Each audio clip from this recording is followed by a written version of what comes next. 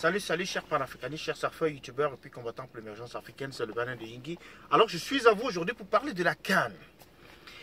Et pour commencer à explorer les raisons de l'échec. Les raisons de l'échec en dehors de celles que vous connaissez déjà, mais en réalité le mécanisme qui nous a conduit à l'échec. Le Cameroun n'est ni une démocratie, nous dit-on, ni une dictature, ni une autarcie, ni un royaume.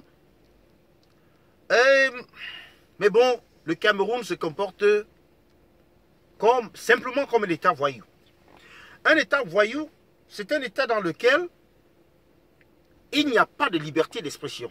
Vous voyez, le seul organe qui était à même de tirer la sonnette d'alarme, c'était l'Assemblée nationale. Et les journalistes. Et peut-être la société civile. La société civile a parlé. Comme d'habitude, on ne l'écoute jamais au Cameroun. Les journalistes ont parlé. Comme d'habitude, on les combat. Parce qu'ils disent ce que eux ils ont baptisé fake news. Donc ce n'est pas de la bonne information, c'est de l'information qui est fausse. Maintenant, l'autre corps qui devait parler, c'est les représentants élus. Élus. Les maires. Les députés. Il ne faut pas oublier les gouverneurs. Eux, ils ne sont pas élus. Les gouverneurs, les préfets, les sous-préfets. Mais ils sont dans le système. Ils roulent pour la hiérarchie.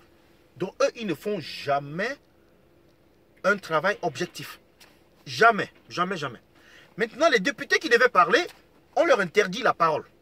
Vous vous rendez compte? La guerre au nord-ouest, sud-ouest, on ne permet pas aux députés de soulever le problème à l'Assemblée nationale.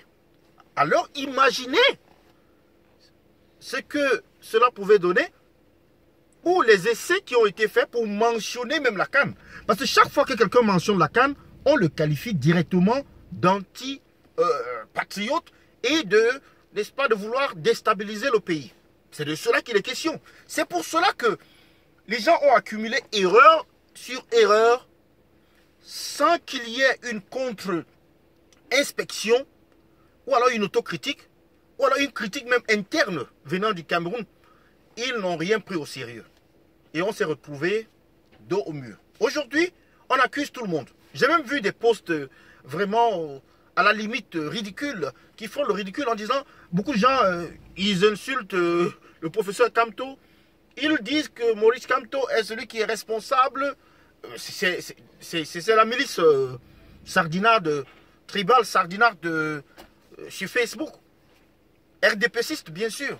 Ils disent que c'est le professeur Kamto qui est responsable de cet échec parce qu'il a envoyé des rapports sur les droits de l'homme à la CAF, à l'ONU, à l'Union africaine. Il a envoyé les cadavres des morts. Il a fait des rapports sur, n'est-ce pas, la crise anglophone et sur le hold-up électoral, que c'est Kamto qui veut mettre le pays à genoux. Mais c'est en 2 mois que le Cameroun a perdu la CAN, parce que la présidentielle, il y a de cela, c'est même moins de 2 mois la présidentielle. C'était le 6 octobre, la présidentielle. Aujourd'hui, on est le 2 décembre. 6 octobre, 6 novembre, 6 décembre. Ça ne fait même pas 2 mois. Donc vous dites, pour un sort qui a été scellé depuis, selon les sardinards, il s'agit d'une affaire de 2 mois qui s'est décidée en 2 mois. Ce complot, tantôt ils vont dans le complot en disant que M. Ahmad n'aime pas le Cameroun, ce qui est archi faux. Et là, il faut que je précise que M. Issa Hayatou a fait une sortie où il dit que le Cameroun a 5 stades. Alors que même les gens du RDPC disent que le stade Amadou Ahidjo et celui de l'Omnisport de la réunification à Douala n'est pas prêt. Ce ne sont pas des stades qui sont au standard qui est requis. Ils ne remplissent pas les conditions requises pour abriter des matchs d'envergure internationale. J'étais au Cameroun. Quand moi j'étais au Cameroun, il y a cela 10 ans, 15 ans, ce stade a été suspendu plusieurs fois. Parce que ce stade, c'est un vieux truc. Dans un pays normal, il devait déjà être détruit depuis. Aujourd'hui, on est là, on pleure, on s'alarme, n'est-ce pas, on accuse tout le monde, sauf le roi, sauf le chef des sardinards. Alors que c'est lui qui est responsable. Il a pris la responsabilité de livrer ce projet aux Camerounais.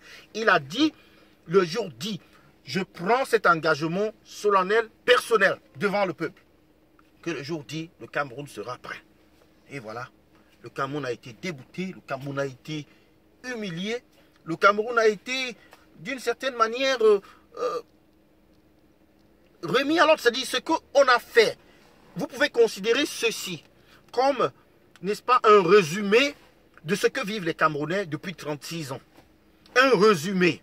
Oh, que le bon Dieu, le Tout-Puissant, qu'il ne cesse de nous émerveiller avec certaines choses.